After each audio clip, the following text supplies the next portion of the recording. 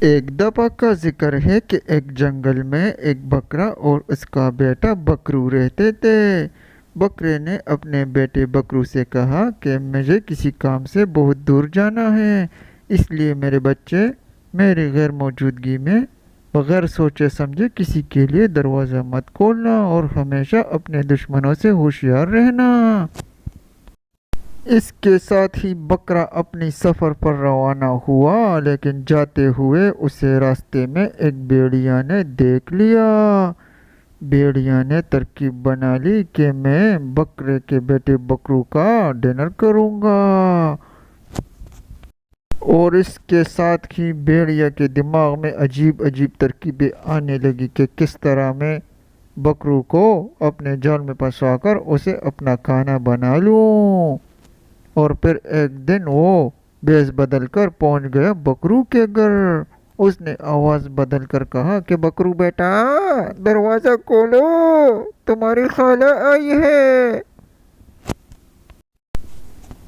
لیکن بکرو کو بھی اپنے والد کی بتائی ہوئی نصیحت یاد تھی، اسی لیے چوں ہی اس نے کھڑکی میں سے دیکھا تو اس نے دیکھا کہ یہ تو خونخوار بھیڑیا ہے جو اسے کھانے کے لیے آیا ہے۔ اسی لیے اس کے ذہن میں فوراً ایک ترکیب آئی۔ اس نے جواب دیا کہ خالہ، دروازے پر تو کنڈی لگی ہوئی ہے اور میں اس تک نہیں پہنچ سکتا، اسی لیے تم مجھے لوہے کا کوئی راڈ دے دو تاکہ میں دروازہ کھول سکوں۔ یہ سنتے ہی بھیڑیا پہنچا بالو لوہار کے پاس اور بالو لوہار سے کہا کہ بھیا، مجھے لوہے کی ایک سلاخ دے دو۔ بالو نے کہا کہ میں تو تمہیں سلاخ دے دوں گا، لیکن بھیا میری بھی کچھ مجبوریاں، کچھ ضروریات ہیں۔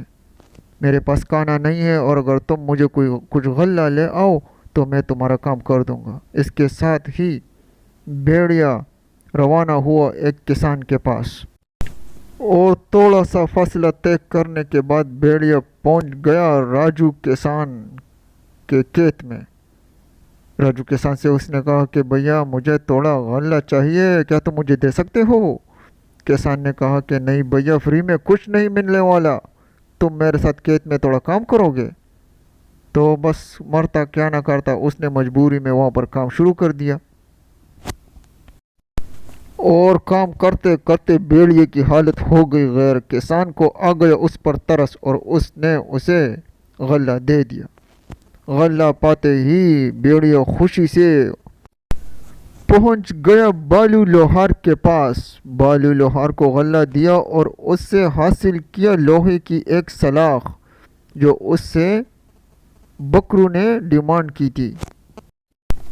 لوہے کی سلاخ حاصل ہوتے ہی بھیڑیا بہت خوشی سے لمبی لمبی چھلانگیں لگاتا ہوا بڑھنے لگا بکرو کے پاس۔ وہ ذہن ہی میں سوچ رہا تھا کہ میں جلدی سے بکرو کے پاس پہنچ جاؤں، اس سے پہلے کہ اس کے والد کہیں آ نہ جائیں۔ اور اتنے میں بھیڑیا لوہے کی سلاخ ہاتھ میں تھامے ہوئے پہنچ گیا بکرو کے گھر پر۔ لیکن اتنے میں بکرو کے والد بھی وہاں پر پہنچ گئے، اور اس سے پہلے کہ وہ کچھ کہتا اسے زوردار کی ٹکر ماری۔ بکرے کی ٹکر اتنی زوردار تھی کہ بھیڑیا ایک طرف گر گیا اور دوبارہ اٹھنے کے قابل نہ رہا۔